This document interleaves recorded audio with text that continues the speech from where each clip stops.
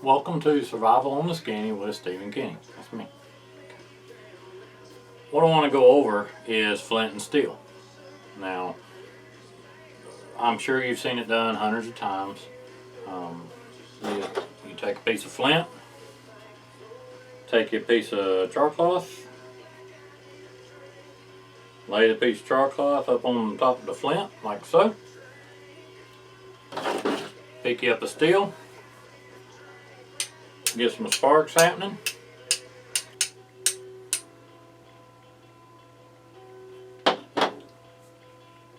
And take your ember, place it in, this is my bird's nest, which bird's nest I make out of jute twine. I showed in one of my videos on how to process jute twine.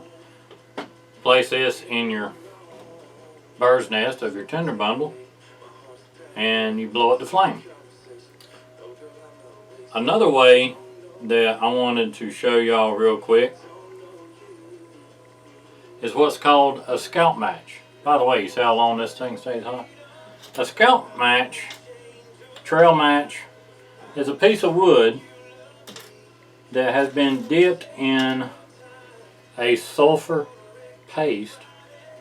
So all you do, you got your piece of char cloth, blow a little bit of heat to it, and then place the match to it.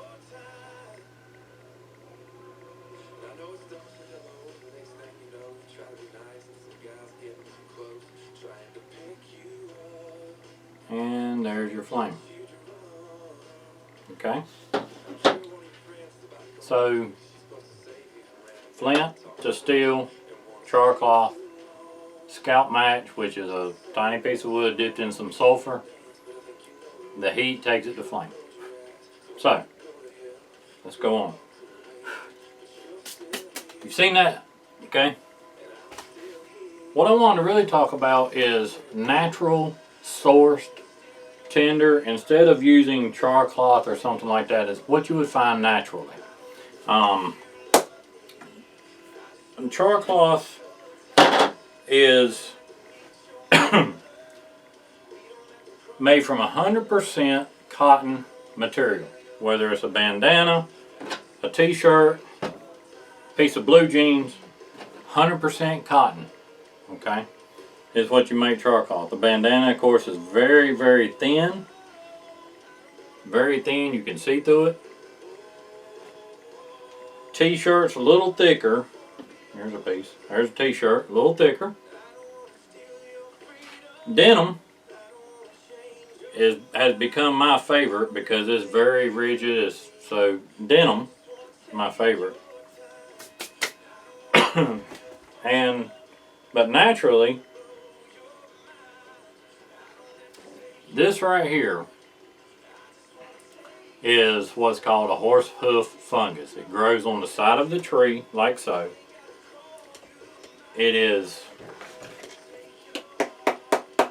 It's hard, okay? But what you want looks like this, okay? It's got a kind of a spongy texture to it. The way you get to that though is you have to split this or open this up. If you look right there, some of that spongy material, see it right there? But what you have to do, this thing is still burning. You have to split this. See this here? See the spongy? Look on the side. You want this spongy layer right here. This is really hard. If you take this and get to the spongy part of it, see how spongy this is? So, you have found your horsehoof fungus. You've got this spongy out of it right here. And like I say, you're just taking your knife and you're just carving the hard crust off of it. once you get that crusty off of it, then you can get to the spongy part. That's what you want. What you will end up with is a piece that looks like this. Now you're going to do the same with this.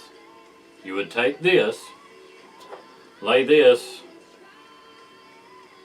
on top, take your steel, and you're just going to put a spark on it. You get a good spark on it.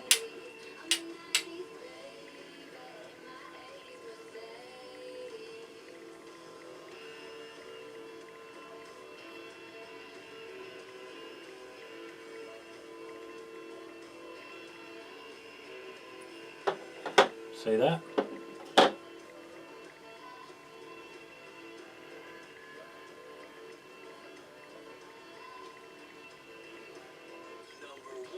Okay, so that's hoof fungus. The name of it is Formentarius horse hoof fungus. Okay, Amado, A-M-A-D-O-U. Amado is another name for it. Okay, so now you're like, Stephen, I ain't got no horse hoof fungus around me. I ain't got. You got a hickory tree? Hickory nuts are great to char. You can actually take a hickory nut and each one of these little pieces, and you can put them in your char tin. Okay, put these in your tin and char them, and they will do the same.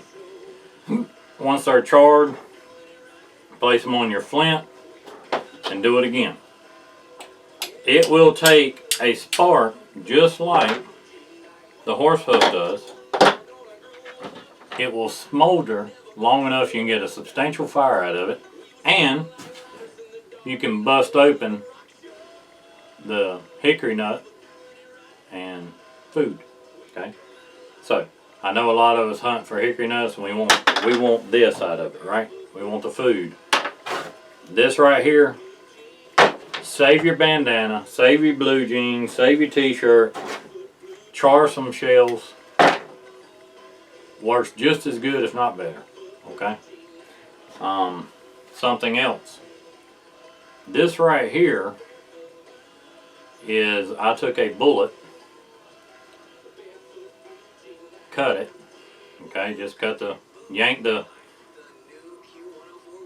bullet out of it. Cut the shell, and this right here is a mop rope. Okay, just a piece of mop string. However, it's 100% cotton. You can char it, and you want the same way. Grab your piece of flint, laying it on top of the flint, and get some sparks going on it, and it'll take just like any other piece of cotton would. So I found my piece of flint, found a piece of rock, but I don't have a steel. You know, what do? Well, you can use the back of a high carbon blade, and you can strike against it and you'll get a spark. If you've got a ferro rod, I keep ferro rods literally on my shoelaces, but if I have a ferro rod, this is from 4 Directions Bushcraft, by the way. Fat wood with a carabiner, ferro rod. If you've got a ferro rod, take your piece of char cloth, lay it on top like always, or it could be a little ferro rod, whatever you got, and drag it down.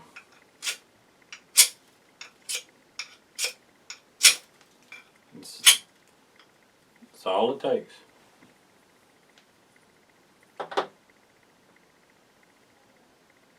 Okay.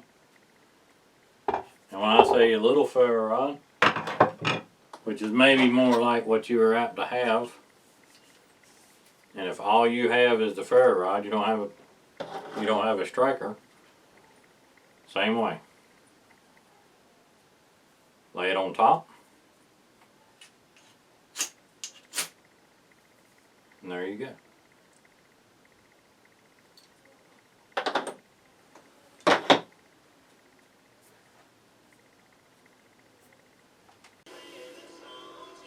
Using a flint, you're like, so I've got several different steels here, all of which work great.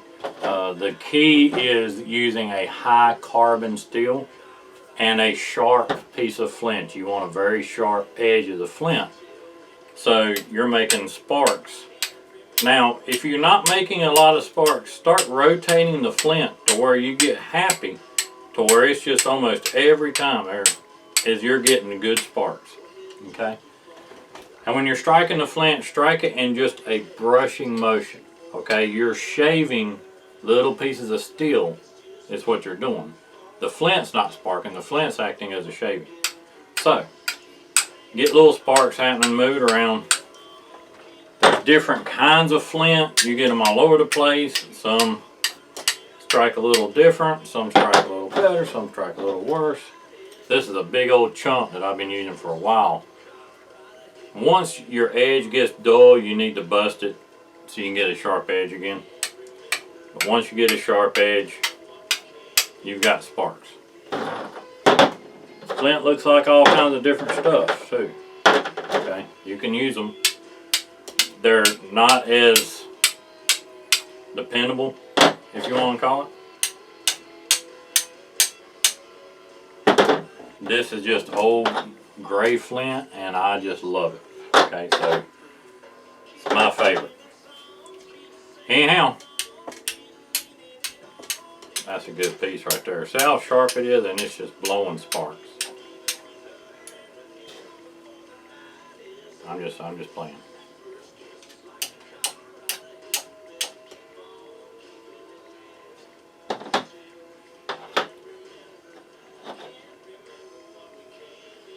See that? Just out of a cotton rope. Now, take that. Take your scalp match or your pack match.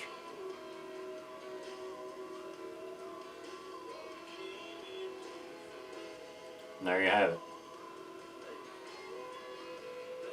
Hope you see that. However,